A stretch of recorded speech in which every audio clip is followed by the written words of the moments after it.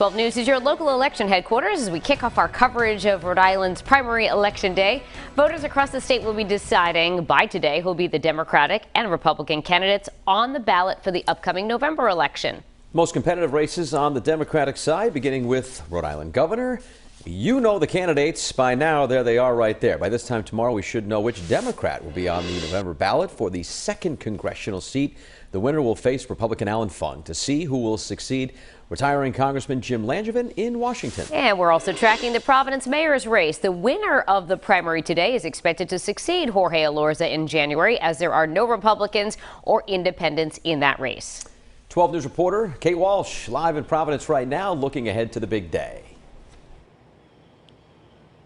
Good morning, guys. Polls open in an hour from now at 7 o'clock, and we're live in front of one of the polling centers here in Providence. And, you know, ahead of Election Day today, primary day today, thousands of people have already cast their ballots. As you know, early voting has become a popular option for many people for a variety of reasons during the pandemic and after so. And so is mail-in voting. The Board of Elections updated the numbers last night, saying there were 14,910 Rhode Islanders who voted early, and they also received 13,083 mail-in ballots. We won't know the results of those ballots, of course, until they're tallied up with all the votes cast today at the polls when they close at 8 o'clock tonight. 12 News spoke with voters. The first man you'll hear from was waiting for today to cast a ballot. The second man talked to 12 News as he was dropping off his mail-in ballot yesterday. Every vote you put in there directly affects you, so you want to make sure you know what you're voting for and who you're voting for. To vote who we wanted in on the job. Everybody lies. And you pick the best you think.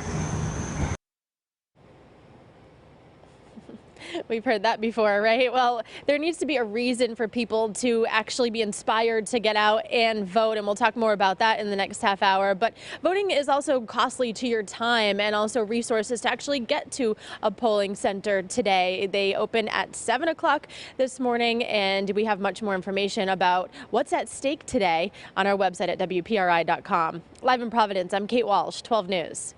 And stay with 12 News throughout the day for in-depth coverage of the primary election. We, of course, will have updates when those polls close tonight, followed by our election night special at 9 p.m. and then complete coverage at 10 and 11, as well as online anytime at WPRI.com.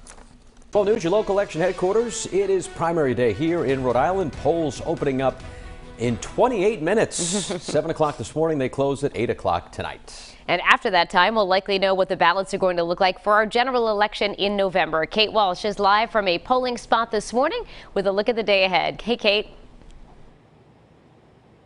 Hi, we're live at Summit Commons Rehab Center in Providence this morning. This is one of hundreds of polling centers about to open, you said it, in less than a half hour now, and it will stay open until 8 o'clock tonight. And primaries historically don't see as big of a voter turnout as the general elections do in November. And that was the thought for this primary as well, even though there are big races to be narrowed down today. We're talking about the governor's race. The Democratic or Republican nominee will be selected for that race, Congressional District 2, state treasurer, many local races like Providence mayor. And in that race, there are 3 Democrats running, no Republicans, which means the winner today will likely be the person who succeeds Mayor Jorge Elorza when his term is up in January.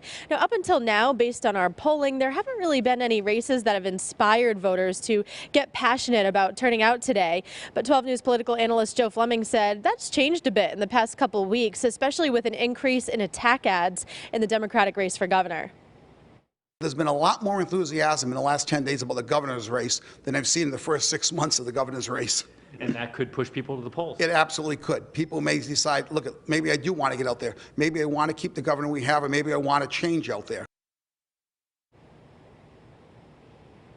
And as we know, weather does play a factor in if people actually come or not. And it is a little sprinkly right now outside here in Providence. So hopefully that won't change people's minds and they'll still be able to come out. The other options this election season that have become popular are the mail-in ballots and early voting. And the Board of Elections, Rhode Island, they gave us a total last night of about 28,000 votes already cast in those 2 ways in this primary. Live in Providence, I'm Kate Walsh, 12 News.